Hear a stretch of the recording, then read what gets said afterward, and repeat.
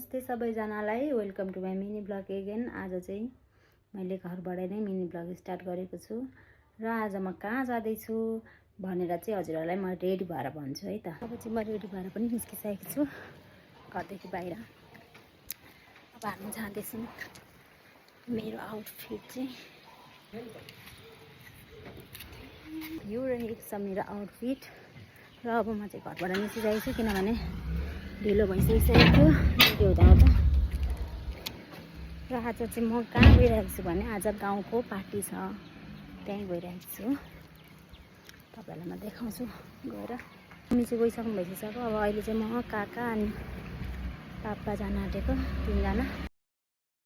अब चाहिँ म गाडीमा बसेर पुरा उपरखुट्टी लाएर यताउति भिडियो बनाउँदै नक्कल पार्दै अब जाँदैछौँ। यहाँनिर चाहिँ यहीँनिर भइरहेको छ गाउँको पार्टी चाहिँ। यहाँनिर चाहिँ पार्किङ गर्ने ठाउँ थिएन, त्यही भएर हामी अगाडिबाट घुमेर त्यहाँनिर जान्छौँ।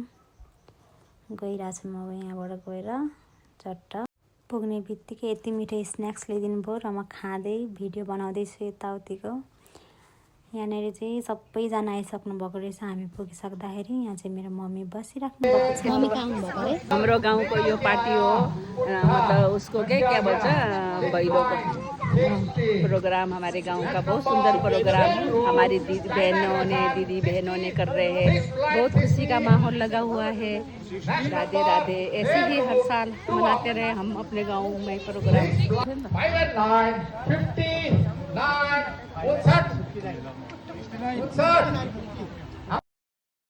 म चाहिँ फेरि त्यहाँनिर खानामै व्यस्त थिएँ क्या, बोल्ने पनि फुर्सद थिएन भने जत्तिकै। एक त मलाई अप्ठ्यारो पनि लागिरहेको थियो, मान्छेहरू धेरै थियो, त्यही भएर मलाई अप्ठ्यारो लाग्दै भयो भने मैले भिडियो बनाएँ खाँदै। यहाँ चाहिँ मेरो काका र पापा बसिराख्नु भएको छ। यहाँ चाहिँ खानाको लाइन लागिरहेको छ, म पनि बसिरहेको छु पर्खिँदै कतिखेर पालो आउँछ भन्दै हेर्दै। फेरि खानुको सुरुमा त भिडियो बनाउनु बिर्सेछु, आदि भएपछि बल्ल याद आएर बनाएँ। खाना खाइसकेर फेरि म लिन जान्छु आइसक्रिम लिएर। अब जान्छु पापा बाटोमा।